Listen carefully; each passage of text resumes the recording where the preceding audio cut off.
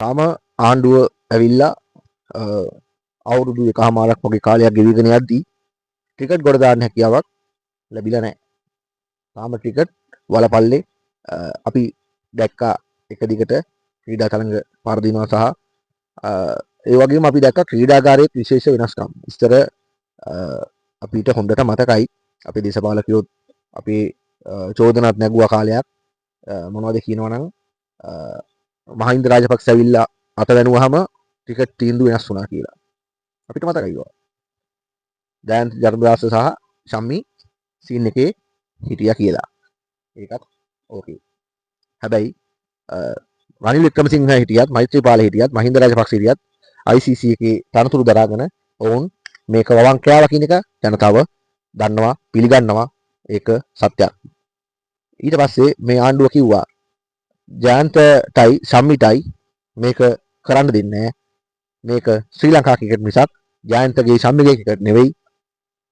Shammi Jayantha cricket කියලා වෙනම එකක්. ඒකට අටව ගන්න වෙනවා ඔවුන්ගේ ආණ්ඩුවක් ආවට පස්සේ කියලා. කවුද කිව්වේ? වත්මන් ජනාධිපති අනුර කුමාර දිසානායක. දැන් මේ වෙද්දී වේදිකාග ප්‍රේක්ෂකාගාරේ ශම්මිත් ඉන්නවා ජයන්තත් ඉන්නවා අනුර කුමාර දිසානායකත් ඉන්නවා.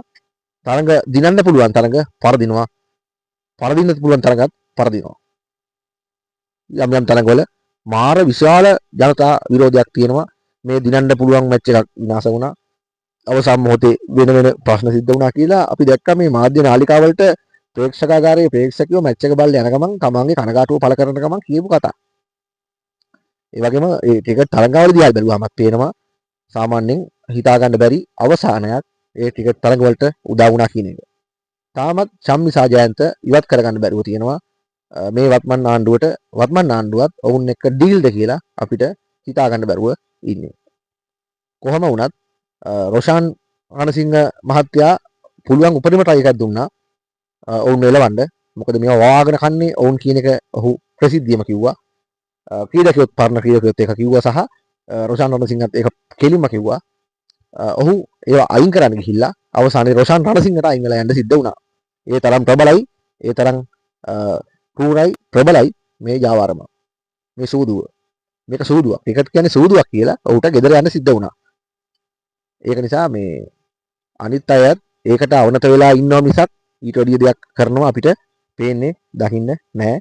අනුර කුමාර ජනාධිපතිතුමා කියලා පපුවට ගහගෙන මේ ශම්මි ජයන්තයි දෙන්නම යාලා ටිකට් එකක් හදාගන්න වෙනවා මේක ශ්‍රී ලංකා ටිකට් කියලා.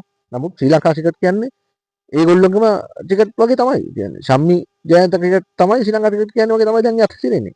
මහ ලොකු දෙයක් පේන්නේ නැහැ. ඒක නිසා මේ ජනතාවට ටිකට් එපා වෙන තත්ත්වයක් තියෙනවා. අපිත් ඉස්සර ආසාවෙන් ටිකට් තරඟාවලි බලන්න පල්ලේ කැලේ දඹුල්ලද ගාල්ලද හොයන්න තු අපි කාලයක් ගියා. අපිට දැන් අප්පිරිය වෙලාම මේවා දැකලාම අප්පිරිය වෙලා ඒවට නොයා ඉන්න තත්ත්වයට පත් වෙලා තියෙනවා. ඒක නිසා මේ මීට වඩා ක්‍රිකට් ගැන හොයන්න වෙනවා, හිතන්න වෙනවා. ලෝකයට ලංකාව අරන් ගියේ ක්‍රිකට් නිසා. සමහර රටවල් ශ්‍රී ලංකන් ක්‍රිකට් කිව්වම දන්නේ. සිලෝන් ටී කිව්වම දන්නවා වගේ.